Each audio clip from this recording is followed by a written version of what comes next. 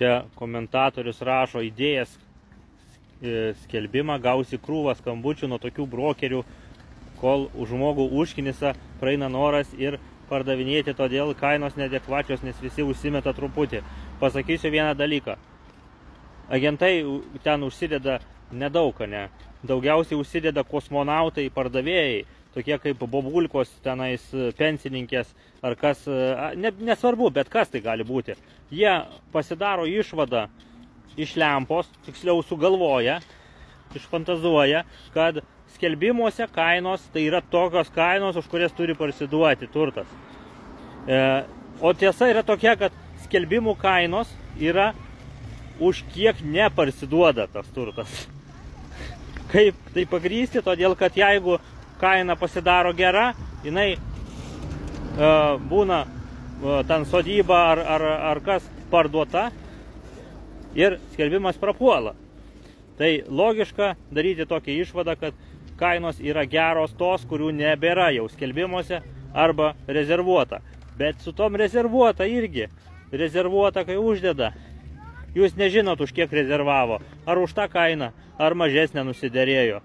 Ten jie nesivargina keisti kainos prieš uždėdami rezervuotą.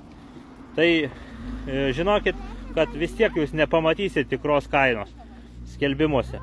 Jokių būdų. Kartais net dvigubą kainą uždėję žmonės būna.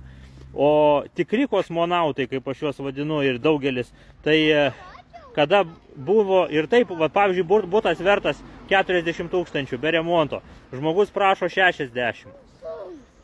Ir taip kosmosas, ar ne? Atėjo burbulas, ar ne, koronos. Kainos pradėjo truputį pūstis į viršų, ne? Tai vietoj to, kad žmogus palauktų ir parsiduotų už savo kainą, ne, jisai dar kelia. Sako, visur kainos kyla, aš irgi keliu. Ir taip galiausiai nei per burbulą nepardavė, nei prieš tai, nei dabar.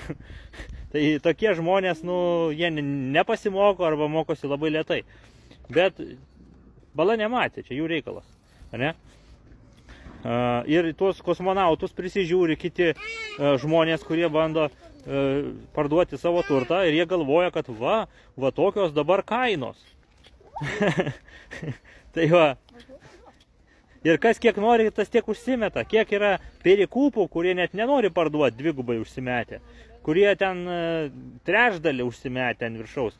Pilna tokių. Ir 70-80% kainų yra neadekvačios iki tokios ribos, kad netgi burbului pradėjus vėl pūstis, net jos net neparsiduos tie butai. Tai ką jau bekalbėti tenais apie tos skelbimų kainas. Kad žinoti, kokios tikros yra kainos, už kokias vaikšto, pasiklauskit notarų pažįstamų, pasiklauskit turto vertintojo, bet turto vertintojai ne visą laiką gali pasakyti dabartinės, jie gali tik tai istoriją atgal pasižiūrėti savo šitoje statistikoje. Jie gali pamatyti, už kiek susiformina, ne už kiek kas prašo, bet už kiek pavyksta suforminti, patvirtinti sandorius. Tai vat. Tai šiek tiek apie šitą, dar apie tą, ar ne? Kad įdėjęs skelbimą gausi krūvą skambučių iš brokerių, taip tu gausi. Nori to išvengti, samdyk mus ir mes nufiltruojam brokerius. Tai va.